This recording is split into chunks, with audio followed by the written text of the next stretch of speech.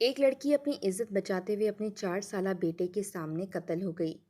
ہم اپنی پوری کوششوں کے باوجود اس کو انصاف نہ دلا سکے۔ سینئر پولیس آفیسر نیاز احمد کھوسہ کے قلم سے۔ یہ دیس ہے اندھے لوگوں کا، اے چاند یہاں نہ نکلا کر۔ قتل کے ہر کیس کا موقع ڈی ایس پی اور ایس ایس پی نے لازمی دیکھنا ہوتا ہے۔ مجھے انسپکٹر فرید نے فون کیا کہ سر، گلستان جوہر میں ایک خاتون کا قتل ہو گیا ہے، آپ آ کر موقع دیکھ لیں۔ میں کچھ دیر میں علاقہ D S P mister doctor Najeeb موجودہ S S P traffic west کے ساتھ موقع پر موجود تھا۔ واقعہ یہ تھا کہ خاتون خانہ کا شوہر صبح کو جیسے ہی اپنی جاب پر جانے کے لیے فلیٹ سے نکلا، تھوڑی دیر میں خاتون کے شوہر کے ایک رشتہ دار نے بیل بجائی اور گھر میں آ گیا۔ اس وقت خاتون خانہ اپنے 4 سالہ بیٹے کو اسکول بھیجنے کے لیے تیار کر رہی تھی۔ نوجوان آتے ہی خاتون سے دست درازی کرنے لگا۔ خاتون لڑنے مرنے پر اتر آئی۔ لڑکا اس صورتحال کے لیے تیار نہیں تھا۔ جب لڑکے نے دیکھا کہ بات بگڑ رہی ہے تو جلدی سے کچن میں گیا اور سبزی کاٹنے والی چھری سے خاتون پر حملہ کر دیا اور چھریوں کے وار کر کے اسے بری طرح سے زخمی کر دیا۔ اتنے میں باہر کام کرنے والی نوکرانی نے بیل بجائی تو لڑکا بکھلا گیا اور جلدی میں باہر کا دروازہ کھولا اور نکل بھاگا۔ دروازے کے ساتھ خاتون کا 4 سالہ بیٹا کھڑا تھا، جو دروازہ اچانک کھلنے کی وجہ سے سر میں چوٹ لگنے کی وجہ سے زخمی ہو گیا تھا اور بچہ اس آفتہ نگانی کو دیکھ رہا تھا۔ یہ تو بچے کی زندگی تھی کہ عین وقت پر نوکرانی آ گئی، ورنہ ایسے موقع پر ملزمان پہچانے جانے کے ڈر سے پورے کے پورے خاندان کو قتل کر دیتے ہیں۔ نوکرانی نے اندر داخل ہو کر دیکھا کہ خاتون اور بچہ دونوں زخمی ہیں۔ نوکرانی نے باہر نکل کر شور کیا، ساتھ کے فلیٹوں سے لوگ نکل آئے اور چوکی دار بھی گیٹ چھوڑ کر اوپر آ گیا۔ نوکرانی چیختی چلاتی رہی مگر کوئی اپنی کار نکالنے کے لیے تیار نہ ہوا، کیونکہ ایسے موقع پر ہم لوگ اپنی قیمتی کار کے سیٹ کور خون آلودہ نہیں کرنا چاہتے۔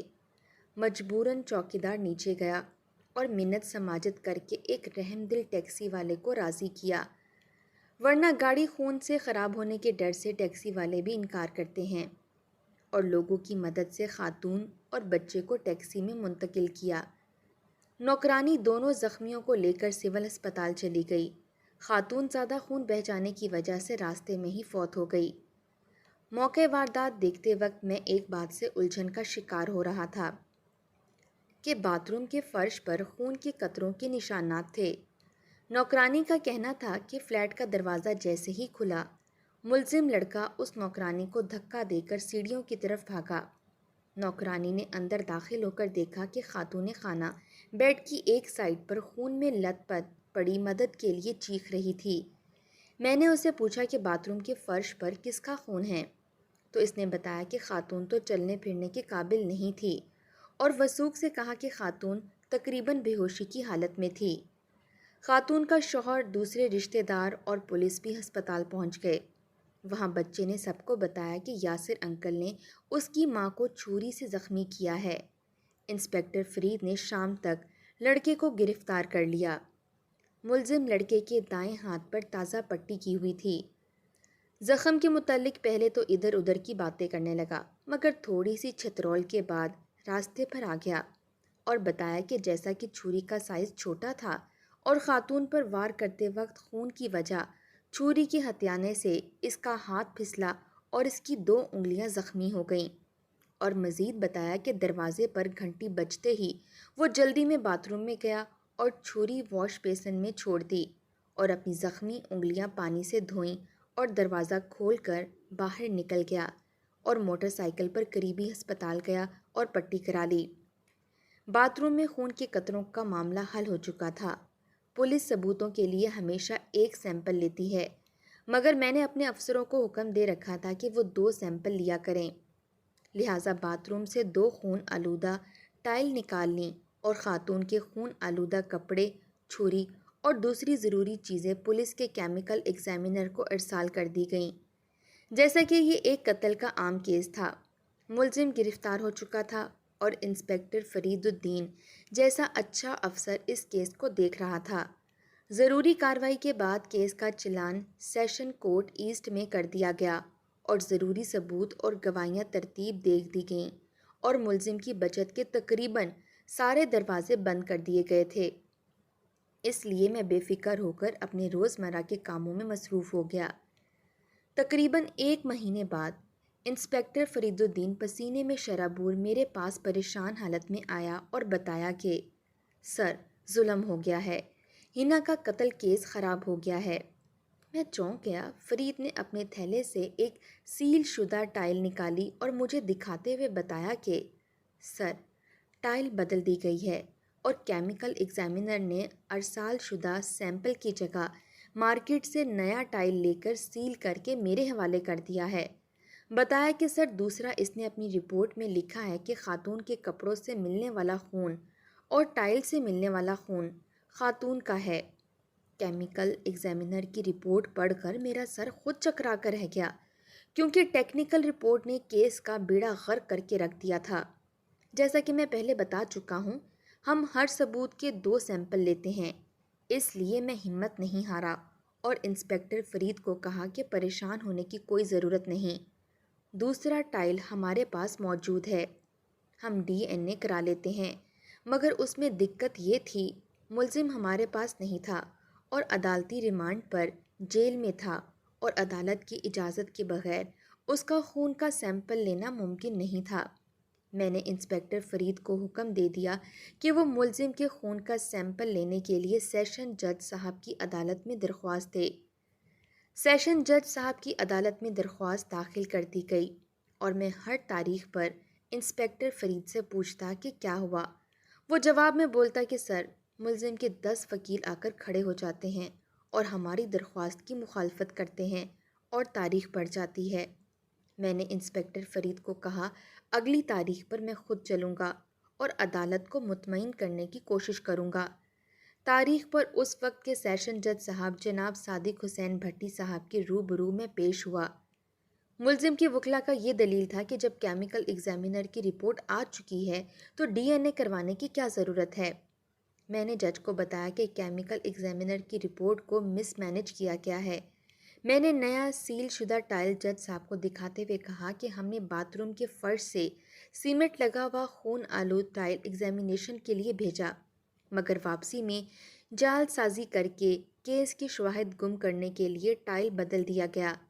ایک خاتون اپنی عزت بچاتے ہوئے اپنے 4 سالہ بچے کے سامنے قتل ہو گئی۔ ہم اس کیس کو لوارثین ان اٹینڈڈ نہیں چھوڑ سکتے۔ میں نے جج صاحب کو باتھ روم سے سیمنٹ لگا ہوا سیل شدہ دوسرا ٹائل اور ٹائل نکالنے کی تصاویریں دکھائیں اور بتایا کہ ہم کیمیکل ایگزامینر کی رپورٹ پر اس لیے بھی اعتبار نہیں کر سکتے کہ اس نے مارکیٹ سے نیا ٹائل لے کر سیل کر کے بھیج دیا ہے۔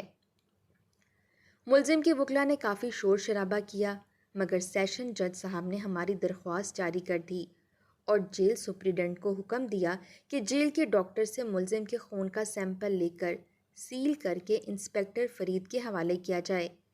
انسپکٹر فرید مجھے گاڑی تک چھوڑنے آیا۔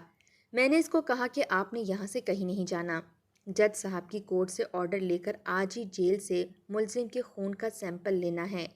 مجھے خدشہ تھا کہ اگر لیٹ ہو گیا تو ملزم کے وکلا ہائی کورٹ سے سیمپل لینے والے لیٹر کا آپریشن نہ سسپینڈڈ کروا لیں۔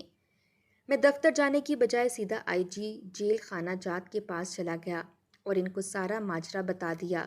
انہوں نے میرے سامنے جیل سپرنٹنڈنٹ کو احکامات دے دیے کہ سیشن جج صاحب کے آرڈر پر آج ہی عمل درآمد کرنا ہے اور جب تک انسپکٹر فرید کورٹ کا آرڈر نہ لائے جیل کے ڈاکٹر کو موجود رکھنا ہے۔ شام کو 5 بجے انسپکٹر فرید کا فون آیا کہ صاحب، میں نے ملزم کا سیل شدہ خون کا سیمپل جیل کے ڈاکٹر سے موصول کر لیا ہے۔ میں نے احتیاطاً پوچھا کہ ڈاکٹر نے ملزم یاسر سے خون کا سیمپل آپ کے سامنے لیا ہے؟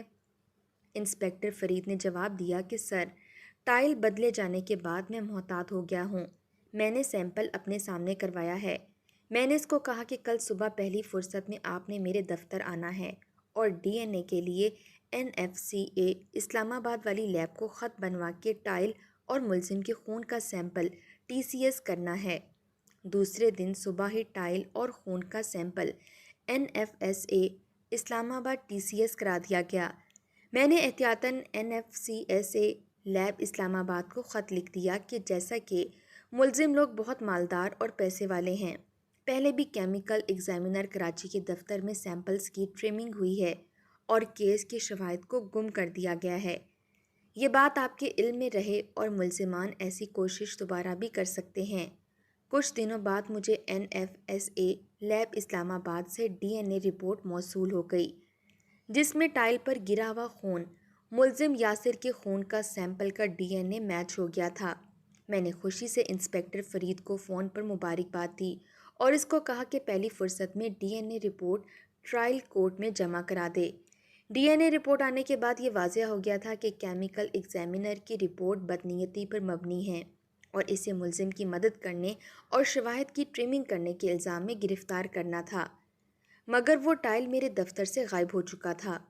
میرا ارادہ تھا کہ ایگزامینر کو قتل کیس میں گرفتار کر کے 14 روزہ ریمانڈ میں صبح شام چھترول کرواؤں، مگر مجھے افسوس ہے کہ میں کیمیکل ایگزامینر کا کچھ بھی نہ کر سکا۔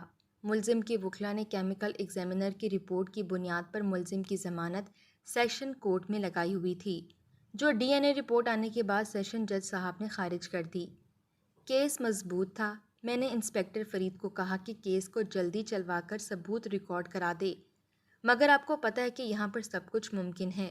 ملزم کے وکلاء نے ہائی کورٹ میں ضمانت کی درخواست لگا دی اور جان بوجھ کر ایسے جج صاحب کے پاس لگائی جن کی شہرت کچھ اچھی نہیں تھی، اور کچھ دنوں کے بعد وہی ہوا جس کا خدشہ تھا۔ جج صاحب نے ملزم کی ضمانت لے لی اور مجھے کچھ دوست وکلاء سے معلوم ہوا کہ ضمانت 80 لاکھ کی ڈیل پر ہوئی ہے۔ میں اپنی طبیعت پر کنٹرول نہ رکھ سکا اور عدالتی وقت ختم ہونے کے بعد رجسٹرار ہائی کورٹ سے ملنے چلا گیا۔ اس وقت کا میں نے انتخاب اس لیے کیا کہ وکلاء اور سائل وغیرہ کورٹ سے چلے جاتے ہیں اور رش نہ ہونے کے برابر ہوتا ہے۔ میں نے کیس کی ساری حقیقت ان کو بتا دی اور گزارش کی مجھے چیف جسٹس صاحب سے ملنے کا ٹائم لے کر دیں۔ رجسٹرار صاحب ایک اچھے اور ایماندار انسان تھے اور انہوں نے کہا کہ آپ انتظار کریں، میں ابھی آپ کو جج صاحب سے ملواتا ہوں، اور وہ کچھ فائلیں اور ڈائری لے کر چلے گئے۔ تھوڑی دیر کے بعد چیف جسٹس صاحب کا اردلی مجھے بلانے آ گیا۔ میں اوپن کورٹ میں چیف جسٹس صاحب کے سامنے کئی بار پیش ہو چکا تھا اور وہ مجھ پر کافی اعتماد کرتے تھے۔ انہوں نے میری بات بڑی غور سے سنی۔ میں نے ٹائل بدلنے، ایگزامینر کی رپورٹ، ٹائل چوری ہونے، جیل سے ملزم کا خون کا سیمپل لینے اور DNA رپورٹ چیف جسٹس صاحب کو دکھائی۔ وہ کرسی پر بار بار پہلو بدل کر بے چین ہو رہے تھے اور مجھ سے سوال کیا کہ کیا آپ کو یقین ہے کہ ڈیل کے تحت ضمانت ہوئی ہے؟ میں نے ان کو کہا کہ سر، آپ سینئر ترین جج ہیں، آپ خود یا کسی اور جج صاحب سے ضمانت کی فائل کو چیک کروا لیں۔ اگر ضمانت میرٹ پر لی گئی ہے تو میں غلط ہوں۔ اگر ضمانت لینے میں ملزم کو فیور دیا گیا ہے تو کون مفت میں فیور دیتا ہے؟ چیف جسٹس صاحب نے کہا کہ اگر ضمانت میں فیور دیا گیا ہے تو آپ کو پتہ چل جائے گا کہ میں کیا کرتا ہوں۔ رجسٹرار صاحب بھی ملاقات میں موجود تھے اور مجھے بلا کر لے آنے والا اردلی چیمبر میں اندر موجود سب کچھ سن رہا تھا۔ میں چیف جسٹس صاحب کو سلیوٹ کر کے چیمبر سے نکل آیا۔ پتہ نہیں ضمانت لینے والے جج صاحب کو کیسے پتہ چل گیا۔ ایک دن IG صاحب، جو کچھ ماہ پہلے نئے لگے تھے، نے مجھے اپنے دفتر بلا لیا۔ جیسے ہی میں نے دفتر میں اندر جا کر سلیوٹ کیا، وہ بجا جواب دینے کے سٹک لے کر کھڑے ہو گئے اور سخت برہمی سے کہا کہ تم میری اجازت کے بغیر چیف جسٹس صاحب سے کیوں ملنے گئے؟ تم نے جج صاحب کی کیوں شکایت کی؟ ڈسپلن فورس ہے۔ میں نے IG صاحب کو کوئی وضاحت نہیں دی، اس لیے کہ وہ سخت غصے میں تھے۔ ان کا کہنا تھا کہ تمہاری اس حرکت کی وجہ سے عدلیہ اور پولیس کے تعلقات خراب ہو جائیں گے اور تم اس جج صاحب کا کچھ بھی بگاڑ نہیں سکتے۔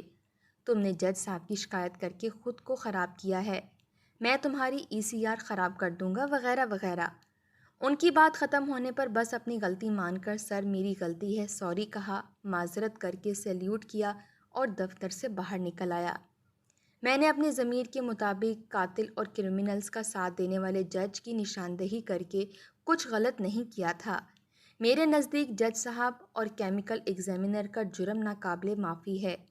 جو لوگ ایک جج کو خریدنے کی قوت رکھتے تھے، انہوں نے غریب موٹر سائیکل پر گھومنے والے انسپکٹر فرید پر کتنا زور نہیں لگایا ہوگا۔ یہ سارا کچھ بتانے کا مقصد یہ ہے کہ اگر انسپکٹر فرید خوف خدا نہ رکھتا اور کیس کا سودا کر لیتا تو میں اس کا کیا کر لیتا۔ کچھ دنوں میں میرا تبادلہ اینٹی کار لفٹنگ سیل میں SSP ثناء اللہ عباسی موجودہ IG بلتستان کی جگہ کر دیا گیا۔ انہی دنوں اخبارات میں پڑھا کہ ضمانت لینے والے جج صاحب کو کنفرم نہیں کیا گیا اور ہائی کورٹ سے فارغ کر دیا گیا ہے۔ میں اپنے حصے کا کام کر چکا تھا۔ ملزم ضمانت لیتے ہی امریکہ فرار ہو گیا۔ لڑکی کے والدین نے سپریم کورٹ میں پٹیشن دائر کر دی کہ ملزم کو گرفتار کیا جائے۔ انسپکٹر فرید کا بھی تبادلہ کر دیا گیا تھا۔ پاکستان کا امریکہ سے ایسا کوئی معاہدہ نہیں ہے جس سے ملزم کو واپس لایا جا سکے۔ انٹرپول کو ریڈ وارنٹ ارسال کر کے ملزم کی گرفتاری ممکن کی جا سکتی ہے، مگر اس کے لیے جن افسران کی وہاں تعیناتی ہے وہی سب کچھ کر سکتے ہیں۔ اس طرح بیچاری ہینا کا کیس اپنی موت آپ مر گیا، اور ایسے لاکھوں کیسز کی فائلوں میں اس کیس کی فائل بھی پتہ نہیں کہاں گم ہو گئی ہے۔ اگر آج بھی انسانی حقوق کی تنظیمیں، سندھ ہائی کورٹ یا سپریم کورٹ تھوڑی کوشش کرے تو ریڈ وارنٹ نکل سکتا ہے اور ملزم یاسر کو پاکستان لایا جا سکتا ہے۔ یہاں راکم سارے لکھتے ہیں، انصاف و قوانین یہاں پر بکتے ہیں، یہاں پر ہے جعلی دعاؤں کا کاروبار، اس دیس میں گردے بکتے ہیں، اے چاند یہاں نہ نکلا کر۔